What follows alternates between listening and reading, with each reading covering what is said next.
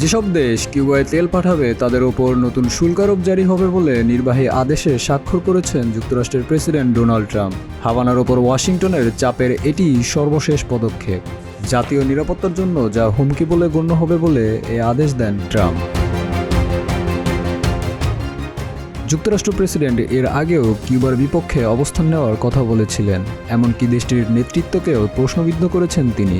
ট্রাম্পের আদেশ অনুযায়ী কিউবার সরকার রাশিয়া, চীন, ইরান, হামাস ও হিজবুল্লাহ সহ আন্তর্জাতিক সন্ত্রাসী গোষ্ঠীকে সমর্থন করে আসছে, যা যুক্তরাষ্ট্রের জন্য হুমকিস্বরূপ।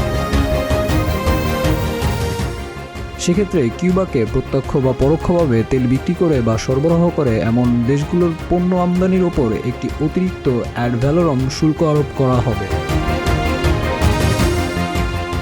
কারাকাসে সামরিক অভিযানে ভেনেজুয়েলার রাষ্ট্রপতি নিকোলাস মাদুরো ও তার স্ত্রীকে অপহরণ করার প্রেক্ষাপটে ট্রাম্পের ওপর হুমকি এসেছিল বলে দাবি করেছিল ট্রাম্প প্রশাসন, যার পরিপ্রেক্ষিতেই সম্প্রতি ট্রাম্প এও বলেছেন কিউবাও খুব শীঘ্রই ব্যর্থ হবে।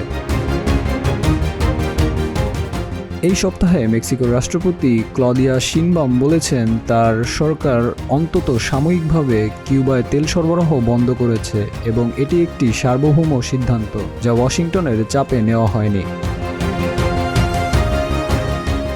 ভেনেজুয়েলার পাশাপাশি মেক্সিকো কিউবার বেশিরভাগ তেল সরবরাহ করে। তবে ৩ জানুয়ারি সাবেক রাষ্ট্রপতি মাদুরোকে মার্কিন অপহরণের পর থেকে ভেনেজুয়েলার অপরিশোধিত তেল বন্ধ করে দেওয়া হয়েছে। এদিকে কিউবা নিয়ে ট্রাম্পের অনবরত হুমকির প্রতিক্রিয়া জানান দেশটির প্রেসিডেন্ট মিগুয়েল দিয়াজ ক্যানেল। যদিও এর আগে কিউবার ওপর ওয়াশিংটনের যে কোনো ধরনের চুক্তি চাপিয়ে দেওয়ার নৈতিক কর্তৃত্ব নেই। ফাইন্যান্সিয়াল টাইমসের প্রতিবেদন অনুযায়ী কিউবায় সবচেয়ে বেশি তেল সরবরাহ করে মেক্সিকো। জানুয়ারি পর্যন্ত কিউবার আমদানিকৃত তেলের 44% ও ভেনেজুয়েলা 33% তেল সরবরাহ করে আসছিল। প্রায় 10% রাশিয়া ও আলজেরিয়া মুষ্টিমেয় তেল পাঠায় কিউবায়।